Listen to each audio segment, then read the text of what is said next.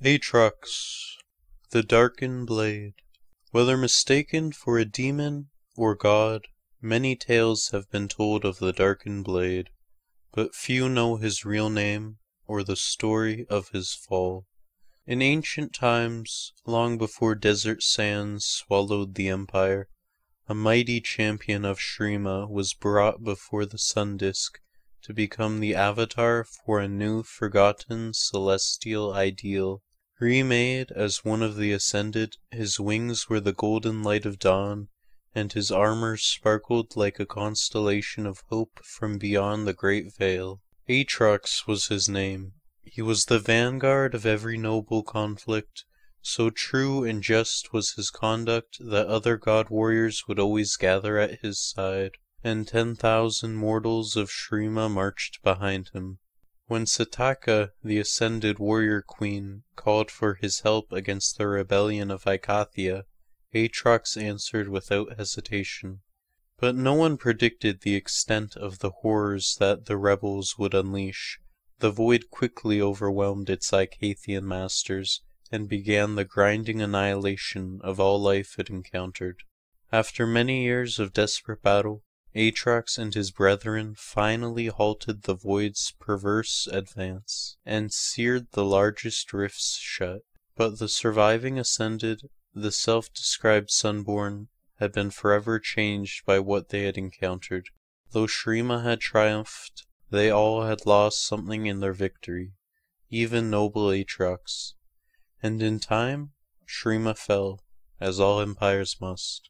Without any monarch to defend, or the existential threat of the void to test them, Aatrox and the Sunborn began to clash with one another, and eventually this became a war for the ruins of their world. Mortals fleeing the conflict came to know them instead by a new and scornful name, the Darken. Fearing that these fallen Ascended were as dangerous to Runeterra's survival as the void incursions had been, the Targonians intervened. It is said that the aspect of the twilight gave mortals the knowledge to trap the Darken, and the newly reborn aspect of war united many in fighting back against them. Never fearing any foe, Aatrox and his armies were ready, and he realized only too late that they had been deceived.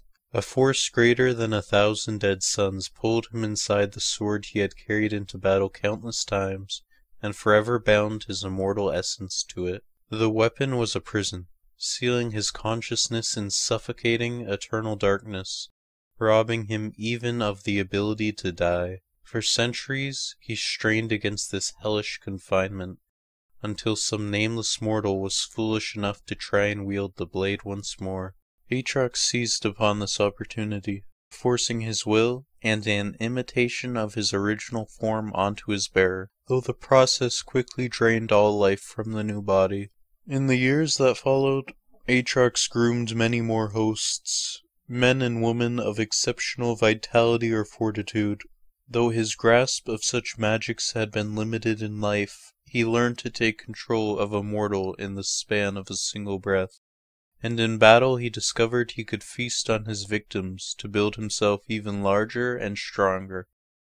Aatrox traveled the land, searching desperately, endlessly, for a way return to his previous Ascended form, but the riddle of the blade proved unsolvable, and in time he realized he would never be free of it. The flesh he stole and crudely shaped began to feel like a mockery of his former glory. A cage only slightly larger than the sword. Despair and loathing grew in his heart. The heavenly powers that Aatrox had once embodied had been wiped from the world, and all memory. Raging against this injustice, he arrived at a solution that could only be born of a prisoner's desperation. If he could not destroy the blade or free himself, then he would embrace oblivion instead. Now Aatrox marches toward this merciless goal, bringing war and death wherever he goes. He clings to a blind hope.